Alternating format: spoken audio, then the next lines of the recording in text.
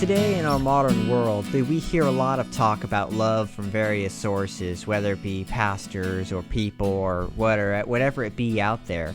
But what is true love? That is what I want to talk about today. What does true love mean? There's a lot of confusion in our modern culture of what it truly means to love others or love whatever is being loved. They kind of, they loosely throw around the word. And often the word, when people think love, they think whether it be romance or friendship or something like that. But what is true love in that regards? Is it this? Is it that? So sorry to disappoint some of you today. I'm not actually talking about romance. Sorry. A lot of people kind of look at love as self-gratification or conditional affection. But is that really love? Many people often equate love with a good feeling towards someone or to something or whatever it is. But the truth of the matter is that that's not the case. That is not what true love is. People may say that I love you, but still hold a grudge against you or even be willing to harm that person at the same time. That is not true love. And I'm going to explain that very soon on why exactly that is the case and why that is not true love. True love isn't based on what someone does for you or how they make you feel. It is really a deliberate choice to act for the good of others. And I'm going to go into that. One thing I'm going to point out about true love is that true love can be shown toward all people. True love can be shown toward even your enemies, to be real, just bluntly honest with you. And we should love our enemies. In fact, Jesus commands us to love our enemies. You can love someone who has hurt you. You can love someone who you disagree with. Love is, and even though they may not make you always feel good and hang around them, you can still love them. Love is beyond. Love is not, in reality, love is beyond a feeling. Those feelings come from the true commitment of love. First of all, love is one of the fruits of the Spirit. And I'm going to read from you Galatians 5. It's a well-known passage when talking about when Christians' lives, how they should live. It's very often quoted. You very often hear people quoting Galatians. Galatians 5:22 through 23. But the fruit of the Spirit is love, joy, peace, long-suffering, gentleness, goodness, faith, meekness, temperance. Against such there is no law. The first one I'm going to obviously talking about is love. The first thing on the list and the most important on that list. These are all important though. But I'm going to specifically talk about what does it mean, especially within a Christian's life. What does it mean to love? 1 Corinthians 13 is probably the most well-known chapter in the Bible referring to talking about what true love really is. And it's not often something that is not something that is really followed in our modern day society when talking about true love. We have our modern culture has a twisted idea of love. They equate it to acceptance, even if someone's in sin, to accept it.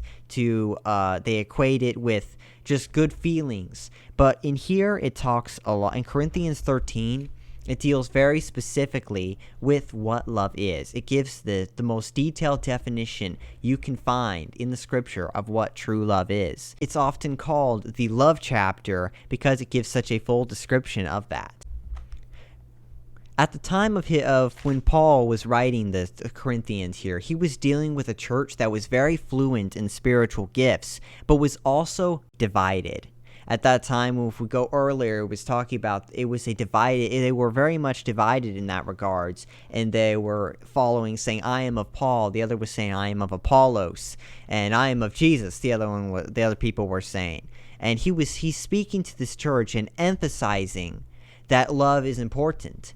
They had spiritual gifts, but he was also emphasizing love in this regards. And even today, there can be people that are very gifted or knowledgeable or even have a big ministry, but without love, that will profit them nothing. And I'll explain that later on as I go through Corinthians. I'm just going to go directly through Corinthians, when 1 Corinthians 13, and just talk very plainly about what true love is. Now, when talking about here, first thing I'm going to explain is that in here it uses the word charity. Charity is the old English word for love.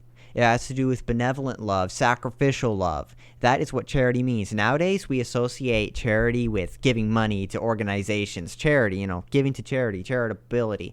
But the truth is, when we go to the Old English, or especially if you go to the King James, if you have a King James Bible, and it says charity, that is referring to true love, God's love. It was translated from the word agape in Greek.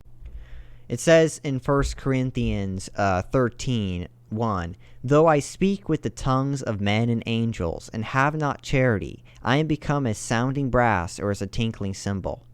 And one thing I'm going to just bring out about that is that if you know anything, if you have any experience in music, and you know about, for example, if cymbals, for example, you see them on drum sets and all that. If in a music realm, those are good tools. They add in percussion into a song, and they add in some level of depth into the song in that regards. It adds a unique feel to a song when you have cymbals in there. But cymbals on themselves are just noise. I mean, literally, if you're just sitting there and you just hear clash, clash, clash, it's a lot of noise. But that noise, what does it really do outside of a song? It's just racket. And that is what he's actually bringing up here as I go on to next. "And though I have the gift of prophecy, and understand all mysteries and all knowledge, and though I have all faith, so that I could remove mountains, and have not charity, I am nothing. And though I bestow all my goods to feed the poor, and though I give my body to be burned, and have not charity, it profiteth me nothing." What he's saying here is that all those gifts, they are designed to complement love. They are designed to complement what is going on within love. Just like, for example, a cymbal or what going on there. Those noises, they're great to complement the music. They go with the music. They're great. Without it, they're just noise. And that is what he's pointing out. Without love, all that stuff, it's just noise. It really has no real depth to the matter. Then we go on to the next verse, where we are going to start going into truly what love means. "Charity suffereth long." First of all, charity is long suffering. If you love a person, you will be long suffering toward them. You will be patient with them. Charity is, and it says it and is kind. Love contains an element of kindness. If you love someone, you will demonstrate kindness to them. You will demonstrate compassion to them. Charity envieth not. Honestly, so when we start going through when talking about charity, it puts a little thing with charity, which is love. It kind of starts meddling in certain areas that many people, the reason they don't have love in their life is because they don't want to fulfill that portion of it. When it talks about, it doesn't envy. When you see someone else, you wish the best for that person. When you love someone, you want what is best for them. When you see them prospering, you don't envy them. You rejoice with them. That is love for that person. Charity vaunteth not itself up. It's not puffed up. And charity, when you love someone, you don't wish to exalt yourself above them. You wish to exalt them. It's putting them first. That is a great portion of true love, and that is not really seen in our modern-day generation, where they have this feeling-based love, but they don't put them first. They don't put the person they love above their own selves because they love their own selves more. That is not how things should be. It says, "Doth not behave itself unseemly, seeketh not her own." And her is referring to love, which is put its charity here. In other words, it's impersonating it and saying that if you love someone, you seek their benefit. As I said, it seeks not your own. If I love someone, I don't seek what I want above what they want. I seek what's best for them first, and then what's best for me. Is not easily provoked. When we love someone, we should be slow to anger with them. We should be patient with them. Thinketh no evil. Now that is something that is really not followed. If you have true love in your life, you don't desire to think evil. And it's not, many people think that just means don't think bad of another person. I put it even farther and say that when it's talking about here, saying to think no evil, you don't desire evil for that person, yes. But you also, if you have love, especially for God, you will not desire to hurt that person. You will not desire to do anything that puts that person in hurt in that regards. It's not your desire for that. Rejoiceth not in iniquity, but rejoiceth in the truth. When you love someone, you want them to be in truth. You don't want them to live in iniquity. You don't want them to live a life of sin. You don't want them to fall away. When you really love someone, you don't want to see them fall. You don't want to see them go into sin. You want what's best for them in the regards that you will go over and you rejoice when they are walking in the truth. And it should grieve you when you see someone, if you love someone, when they are not walking in the truth. It shows a lack of compassion. Jesus showed perfect example of compassion when he had compassion on people in his day. And when he walked, he still has compassion on people as he lives in heaven and within our hearts, and if you're saved.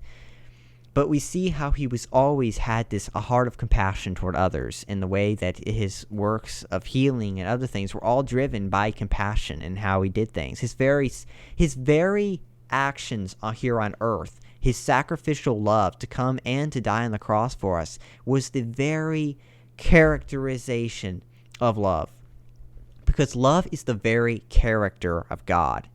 It is like righteousness. It's his very being is what love is. That is why he partook in human sufferings for us, is because he loved us so much. He wanted what was best for us above what even pleased his own self.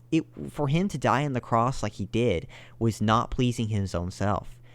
He was pleased in the regards that what pleased him was that he could once again restore us and redeem us to that original relationship with God that was lost after the fall. He was the perfect example of love for us in this world and how he lived his life. He is an example of that. He showed sacrifice. If I just continue on through that. It continues on to say, it beareth all things, believeth all things, hopeth all things, endureth all things. When talking about true love here, love, a lot of what we see in our modern day culture when talking about love, when it's not unconditional. When times get tough, if that person angers you or whatever it is, they just drop off that love. We see cases of where people may say they love each other, but what if they do something against them? All of a sudden, it's just thrown away. That kind of love can't be shown toward enemies. Is in regards to just talking about that. If you think about it, if that were the case, loving your enemies would be impossible. Because if they only do what you want, and it's based on conditions, then once those conditions aren't met, you won't love them anymore. In that regards. For example, when we actually see it here when talking about it, when saying that it hopeth all things, it endureth all things. It wants what is best for them. It hopes that they walk in the way of righteousness. It endureth all things. It is willing to endure even when times are trouble, under pressure, and when things are tough. It's still willing to continue in that truth. You're still willing to love that person even when it's hard to do so. And that's how we can love our enemies. You see, when we love our enemies, we are showing the character of Christ to them. Because when we were still sinners, he died for us. We love him because he first loved us. Now we should do the same thing toward other people. Christ showed that character to us. Now we show that to others. Often those who do not quite understand love is because they have not yet accepted that love that was shown to them from Christ, or do not even understand it. Christ asked us to love others like he has loved us. When we had sinned against him and we had offended him, we had angered him, and yet he still was willing to make the sacrifice to even die for us. How many people these days are willing to die for their friends? But what about their enemies? We were the enemies of Christ before he came to us, and he died for us. Should we not do the same for others? If you love someone and want what's best for them, you are willing to lay down even your own life so that others may get something better. It's honestly a hard thing for most people to accept, but this is true love. True love involves sacrifice. True love continues on and wants what's best for someone else and will only do what is best for that other person. That's where I'm going to just talk about a bit about acceptance. Very often, people today, when they're, especially in big churches where they teach this big idea of free grace and love everyone, yet, the joke goes on, they tell you to do 3 things if you're going to be a Christian: love God, love people, love yourself. But they don't really know what love is. They look at people and they go, they see the sin in the world and they go, well, I want to love those people, so I will accept them. No. If you love them, you want what's best for them. And if you know your scriptures, you know that sin is not best for them. Yes, you love them, but you don't accept their sin. Love rejoiceth not in iniquity. It says very clearly in Corinthians 13 that love does not want it when people are in sin. When you love someone, you should not want them to continue in that sin. You don't accept that sin. Rather, you warn them. There is a point of warning. If you love someone, you aren't going to keep quiet. If you knew there was someone you loved, if your best friend you knew was about to get into a car and drive down a road that you know that there was a massive sinkhole in the road and he was going to get swallowed up if you went down there, would you just be quiet and say nothing? Let me ask you, would you? If you truly loved your friend, you wouldn't. You would warn him. You would say, hey, don't go down that pathway. There's a sinkhole there. I mean, if you truly love someone, you don't want them to see destruction. You want what is best for them. So today in our churches where they're talking about, loving as acceptance, that's not true. Love does not accept sin. Love thinketh no evil. Love does not want to do evil. You should not want them to continue down that pathway. If you love them, you want them to be free. You want them to be free from their sin. You want them to be free from their shame. You want them to be free from all these things that bind them. You want those chains to break off of them. Not just accept them as they are and let them stay as they are. The way that they are staying very often leads them onto the path of eternal judgment. This is something not preached today. But the truth of the matter is that they don't love the pastors. A lot of these mega pastors don't love their congregations enough to warn them. That is not how things should be at all. True love is sacrificial. True love wants what's best for the other person and will do what's best for the other person. What's best for the other person is not always, I'm going to say this, is not always what they want. Now that may surprise you at first. Wait, but if you love them and put them first, then you do what they want, right? No, it doesn't mean that. It means doing what's best for that person. If someone's it's not love to aid someone in killing themselves. It's not love to aid them in continuing down their path of sin. It's love when you pull them out. It's love when you pull them out of that fire and you save them. And you help them to walk out, when you encourage them to step out of that and to step into Christ, to love Him with all their hearts, and to show true love as He showed it to us. That is true love. It continues on in Corinthians 13 to say, charity never faileth, but whether there be prophecies, they shall fail. Whether there be tongues, they shall cease. Whether there be knowledge, it shall vanish away. For we know in part, and we prophesy in part, but when that which is perfect is come, then that which is in part shall be done away. He's not diminishing gifts here. I'm just going to bring that out. His point is not to say that gifts are of no use. We all have our gifts that God has given us, some spiritual, some physical, or whatever it may be. Each one of us have our gifts. He's not saying that gifts are bad, but he's saying that gifts are just to be a complement of love, just like the cymbal is to music. It is something that increases the music in that regards. It adds some dimension to it. In the same way, faith and gifts and all these things, they are all very important. In fact, without faith, it mentions in Corinthians 13, 1 Corinthians 13:13. Now abideth faith, hope, charity. These three, but the greatest of these is charity. And that, as we said, is the Old English word for love.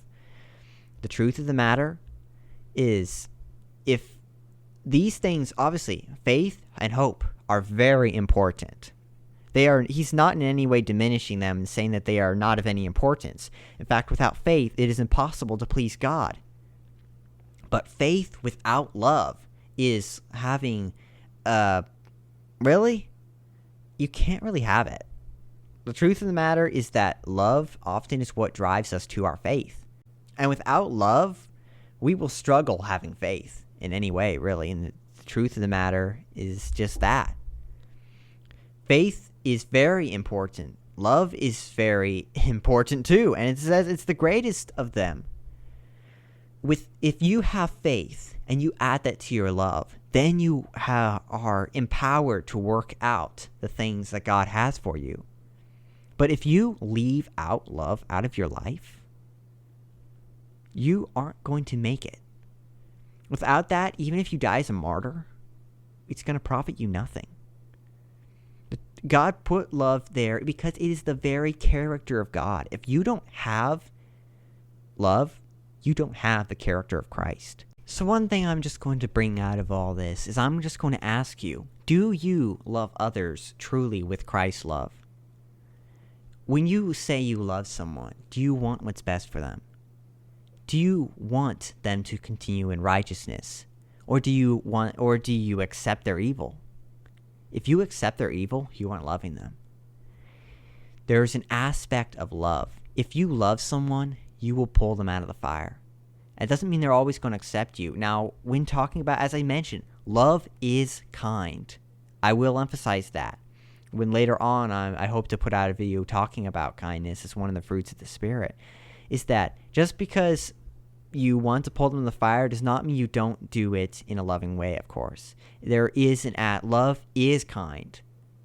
If you lack kindness, it shows that you lack an aspect of love, that you aren't made complete in love. You still have a way to go in love because love is kind. Love has kindness. It shows kindness toward others.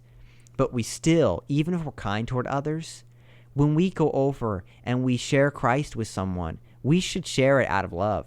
We don't just share Christ with someone because we just need to fulfill our Great Commission, right? No. We do it because we love them. We do it because we want what's best for them. We don't want to see anyone go to eternal judgment. And God doesn't want that either. He's the same way, and we are just showing his character to them. When he died for us so we wouldn't have to go to eternal punishment. And the same way, we should show that love by telling people the truth and showing them that there is a way out of there and that he did love them enough for that. We show that love that Christ showed to us. It is simply love is put this. It's showing the very nature of God to others. If God wouldn't do it, it's not part of love in that regards. Now, that of course requires that you understand the nature of God and what it means. Because one of the things that it's pointed out is, if I go in here, rejoiceth not in iniquity. Love is good. Love has goodness. Love has righteousness. That is why God is righteous. He is love. He's the very impersonation of love. And that is actually what drives his righteousness. You may disagree with me there, and honestly, you could. And I'm totally fine with that. But as I believe that righteousness is the very character of God, and so is love, and they are interlocked. You can't have righteousness without love, and without love, righteousness is of no use. It's but filthy rags. Honestly, you can always disagree with me here and there, but the truth of the matter is that I think it's pretty clearly laid out in Scripture. Exactly what this is, and exactly what love truly is, and why our modern day culture, when talking about love, is entirely twisted. It totally does not understand the truth of love. It looks at it as this certain manner, and it's inaccurate. They put it as acceptance. They put it as they have a misunderstood version of kindness. They don't understand what it means. They don't understand what true love is. They have an idea, a vague concept. But because the main reason that often our culture does not understand love is because they don't understand the character of Christ. Often is because they don't study their word. They don't believe it. They would rather just hear what the pastor tells them of continuous acceptance rather than studying the scriptures and seeing the true meaning of love. Everything a Christian should do should be driven by love. Well, in the regards that love should accompany everything that they're driven to do. I mean, as I said before, spiritual gifts are good. They're very good. In fact, it says if we go back into 1 Corinthians 12, which would be a great passage perhaps for me to go through later, perhaps in a separate video, you'll see that those are very important. They're there to profit us. But they are designed to complement love, true love. True love, which wants what's best for the person. It wants them to see righteousness. It wants them to walk in peace and in Christ.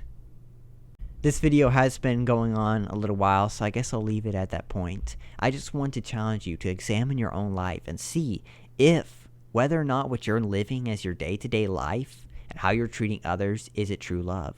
Is it just emotional feelings? Or does it something that when hard times comes, you draw away from? If that person wronged you, would you still love them? Would you still do what's best for them? Love is beyond feelings. It's actions. It's a feeling that drives us to actions. It's not a feeling that you feel good about them, or it's not merely friendship. It's about truly putting them first in your life. Truly doing what's best for them over what's best for yourself. And there are times, honestly, when people perhaps don't get that. But you still need to show love for them. You must even love your enemies. If someone has wronged you before and he may still be your enemy, that doesn't mean that you stop showing love for them. You continue to love them even in that. You continue to show kindness to them. You continue, as Go talks about here, you don't put yourself in a position of pride because you're better than them. It is a position of humility. As when talking about it, I could have gone on a little bit more about love has humility. If you aren't showing humility toward other people in your life, perhaps you aren't showing love toward them at the same time, because love has that aspect of humility in it. It has an aspect of God's very nature. And I've reiterated a lot of this stuff, probably. More than probably you all cared to hear here. But I'll just wrap it up with this. I challenge you to examine yourself and to see if what you truly show toward others is true love. Is it feeling? If there's something specific that you think I didn't clarify, you can just leave a comment below and I'll maybe respond to that comment. I'll maybe put out a specific video addressing that or respond to your comment and answer your questions. I hope that you all are having a wonderful day. God bless.